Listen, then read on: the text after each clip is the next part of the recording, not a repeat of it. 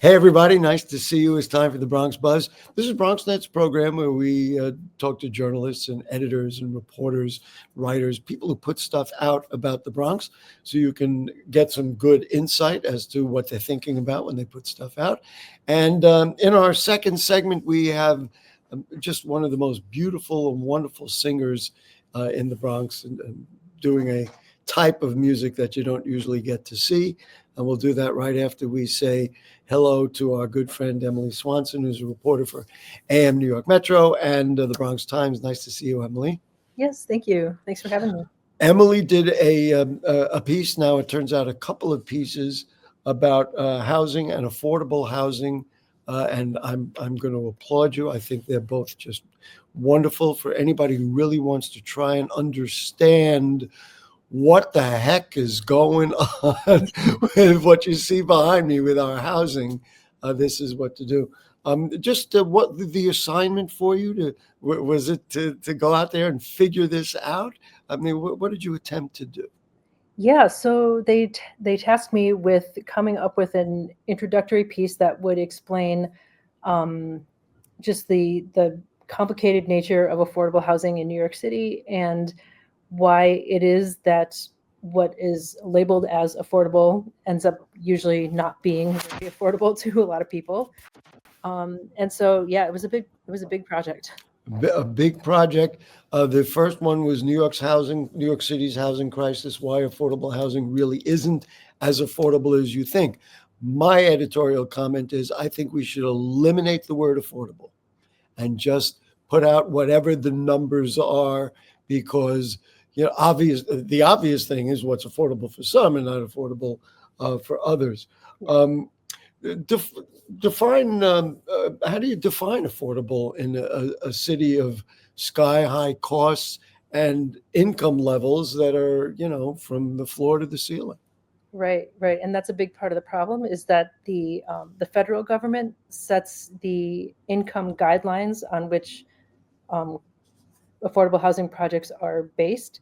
And so a lot of people have found that just, the federal guidelines and what's called area median income does not really reflect too much of like reality on the ground. And so that's kind of like the root of the problem. And then also like within the city, when projects do get developed, a lot of them tend to favor kind of the higher end of that income spectrum, which, I mean, everybody needs housing, obviously, but some people need it more than others, and some people can afford it. Well, so the whole idea is the guideline is no household should spend more than 1/3 of their income on housing. But of course, that doesn't work. And so that's one issue. And you can say that makes it affordable or not affordable. But I wonder what the percentage of the people in this borough would conform to that. The other thing which you mentioned, this whole notion of AMI. Now, I'll give you my neighborhood and many Bronx neighborhoods as an example. The AMI is determined by the community board. Now, a community board, especially the one that I live in, which is Community Board 8, has a very wealthier area in Riverdale and also more moderate areas like in Kingsbridge and Bedford Park, et cetera. But that means the people in Kingsbridge, that AMI includes the people who live in Riverdale. So the AMI is just not accurate for that. I mean, in other words, it's like, what is this guideline for? It doesn't really fit. It really doesn't. The AMI, from what I understand, is a federal calculation. And because it takes into account like not just New York City and the 5 boroughs, but also like the suburban counties, like Westchester and like Putnam counties and other counties in the area that are nearby, but aren't technically part of New York City. And so that fact just in and of itself, like that just blows the whole thing to blows the whole thing. AMI is pretty a messed up, pretty messed up calculation from the get-go. Yeah, it's not a good concept. I want to ask you about something else that I learned about but did not get real definition of, is this New York City Housing Connect. Now, somebody had told me when a building goes up and if the rent is too high and they don't fill the building because they put it in the wrong neighborhood, we've been down this road, then New York City Housing Connect will bring in lower income people and the difference gets paid, like by city funds or grants or something. Is that what happens here? Well, from what I understand, Housing Connect is a way to advertise the new developments that are going up and that need to get filled, and to get a lottery system going for the new developments.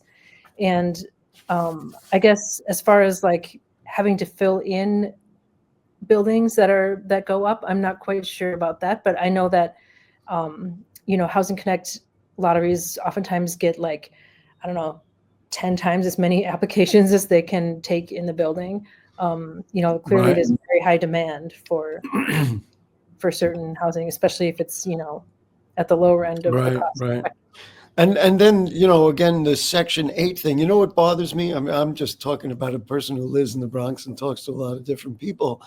People make the assumption if a Section 8, a part of a building or a building is going to be Section 8, then that means like bad people or people you don't want in your neighborhood are going to be moving in.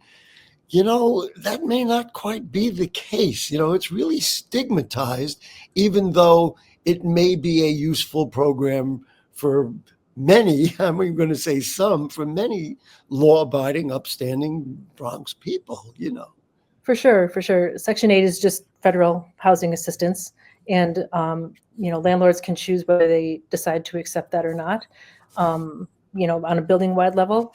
And so it's just one of the many programs that's out there for subsidies. But I guess when I talk to experts for the story, a lot of them, they were just saying that there needs to be more. There needs to be more direct assistance for people to be able to afford housing without having to spend 60% of your money on it or something like that. That's a very encouraging thing.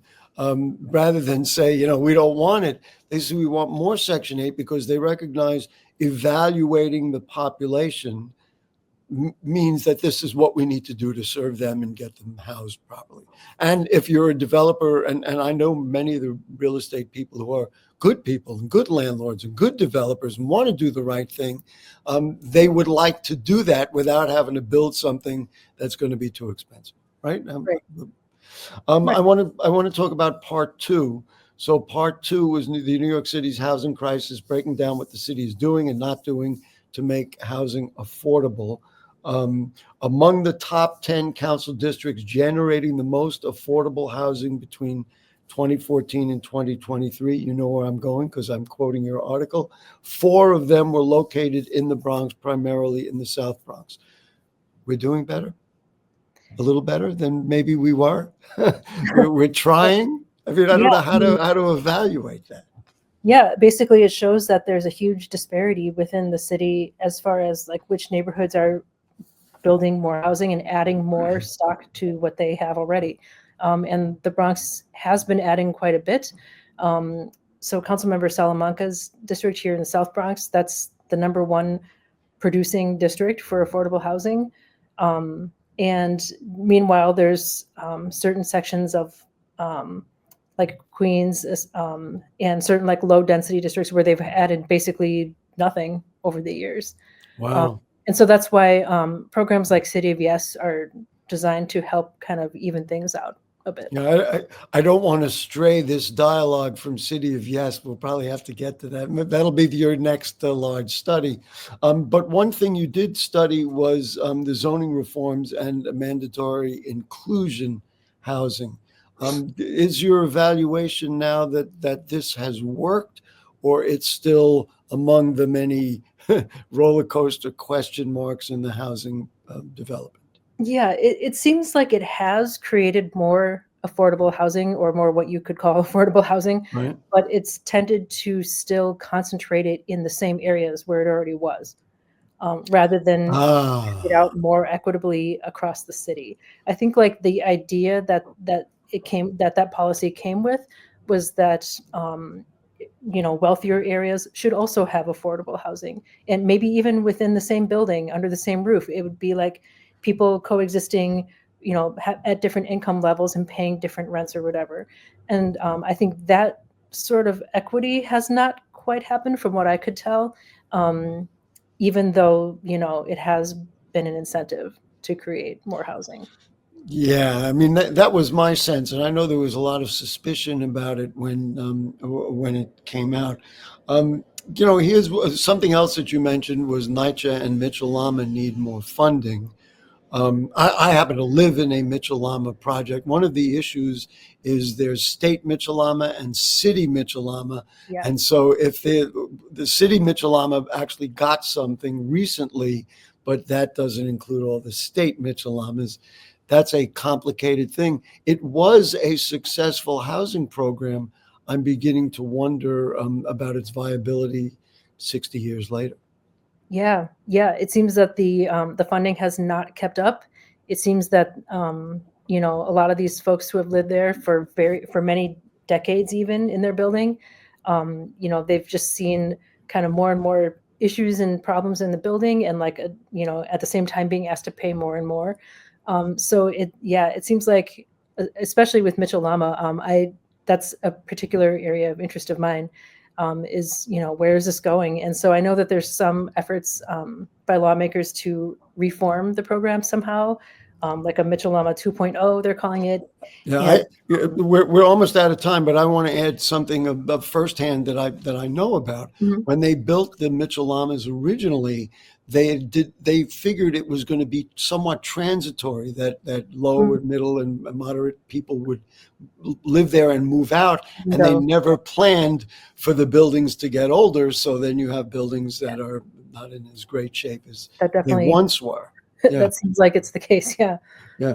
Listen, Emily, thank you so much for joining us and being with us and for this great work. I mean, I mentioned NYCHA, but unless that's a federal funding thing, I think, and that's way out of the realm of this particular discussion. Well, and the federal housing question is all up in the air right now.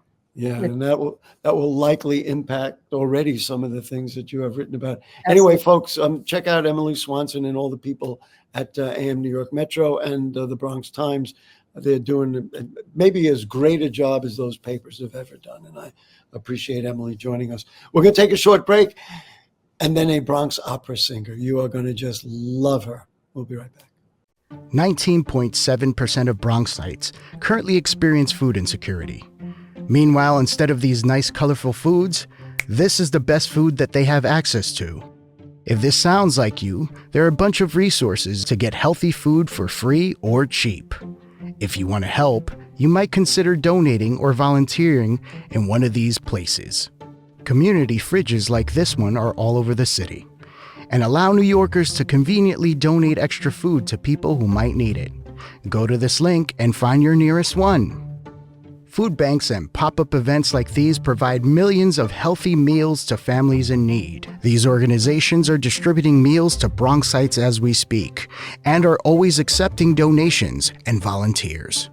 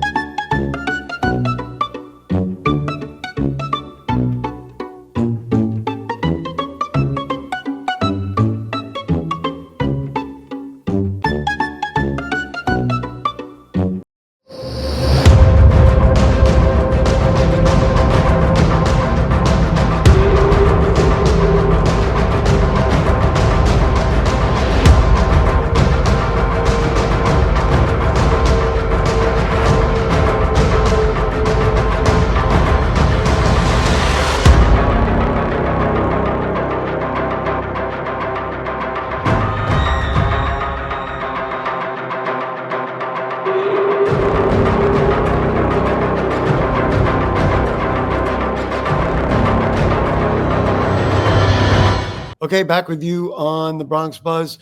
I'm always happy when one of my buddies is on the show. And right now, one of my buddies is on the show. It is Linda Collazo, mezzo soprano. Nice to see you, Linda. Hi, thank you so much for having me. I thought you were going to give me a singing welcome. Oh, I didn't get that. Aw. Linda is just an extraordinary opera singer and piano teacher, et cetera, et cetera. You also were honored. We're going to talk about that.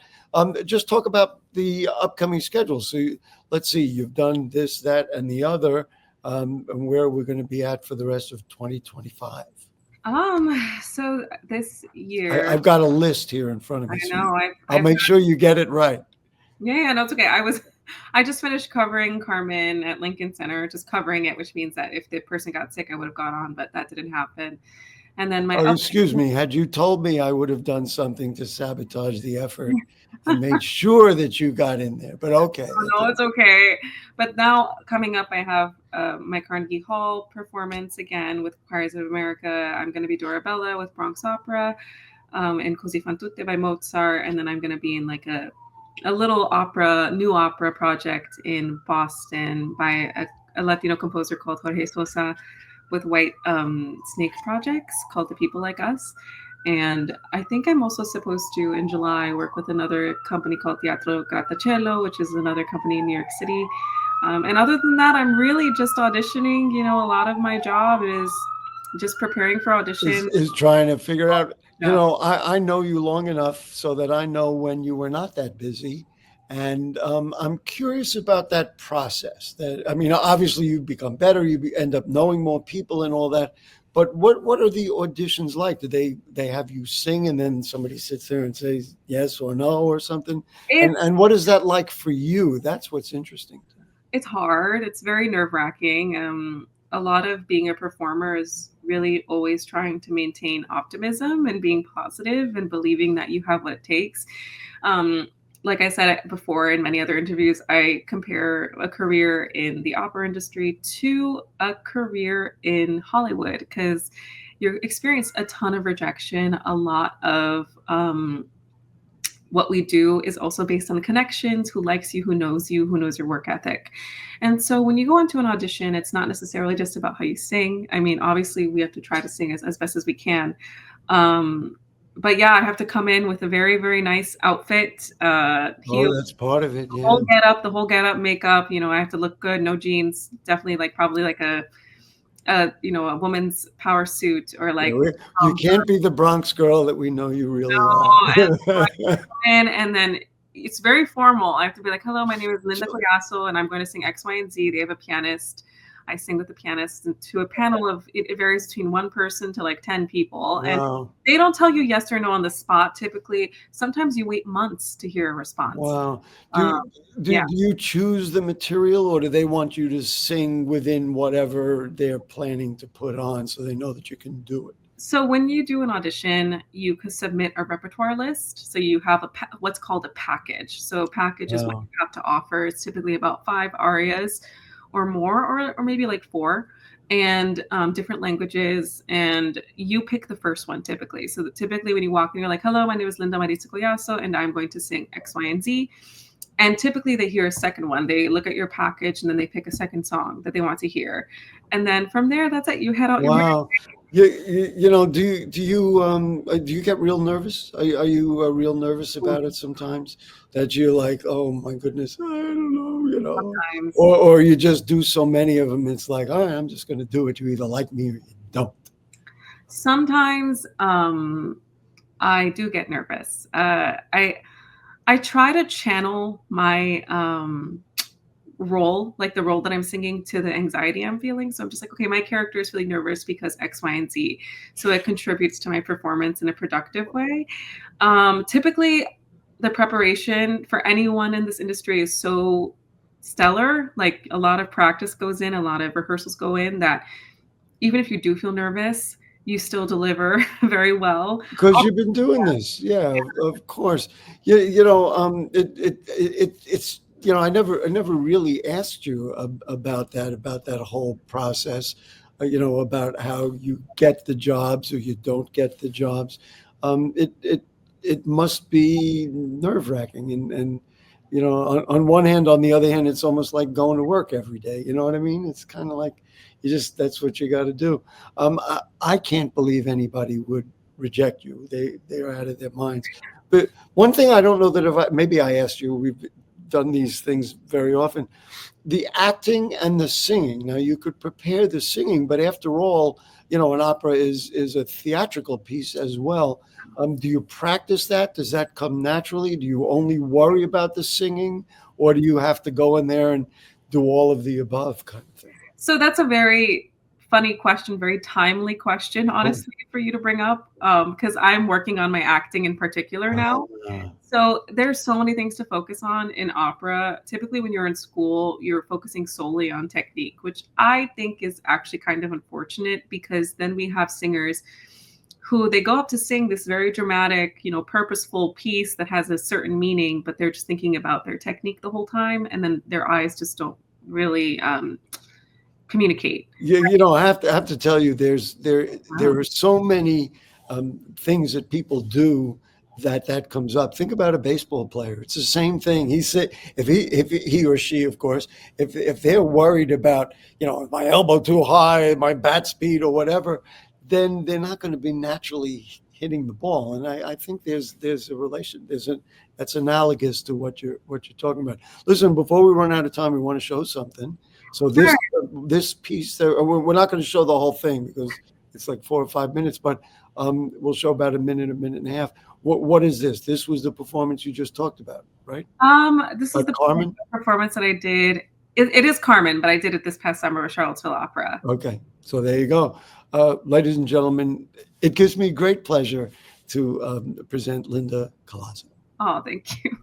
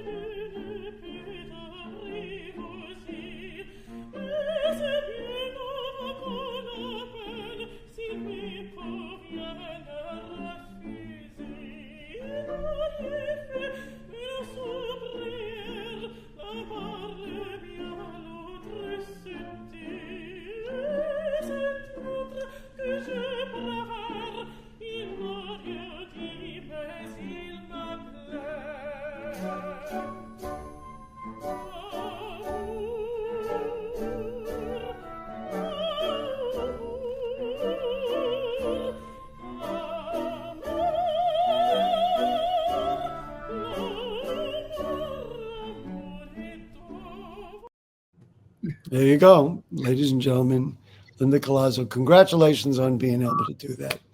It's just beautiful. When you see it, do you say, "Oh, I didn't do that right," or you are generally? Oh yeah, it's a lot of you're the worst. Yeah, a lot of what I do is just to the T. You'd be surprised. These conductors, it's like they make it their lives work to like really nail everything. All right. Listen, two more things to talk about. Number one, congratulations on being honored by the Borough President's Office. And you sang the national anthem. There she was, invited to the Women's History Fellowship Brunch. That must have been exciting for you to be with other women in the Bronx who achieved. Yeah, it was a really beautiful moment, and a really affirming moment, because like Isn't that great? Like we were just talking about, this industry is filled with so much rejection. So it's nice to be recognized by my community while I'm trying to, work through the ups and downs of this industry. And I like the fact that you said it's affirming, because it helps you appreciate people like me who think how wonderful you are. The other thing I want to talk about is the piano lessons. You teach piano. In fact, I just spoke to actually Emily Swanson just told me that one of her friends is now taking lessons with you. Talk to me about what you love about teaching and who you teach and all those kinds of things. So I teach both voice and piano. And what's really exciting now, actually, is I have about 20 students that I see a week, which is the most I've ever had. Oh, great. I'm saying great for them. They made a good choice. Yeah. And actually, most of my students are from the Bronx. which is really amazing. So I teach in person in Longwood, but I also teach online. So I'm able to teach people all over the state, or even I have some people from in California even that I teach. Wow.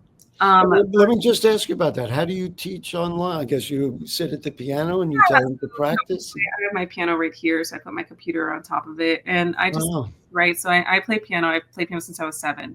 So I'm able to vocalize with my students, like do exercises with them, accompany them while they're singing their pop songs or opera songs, whatever.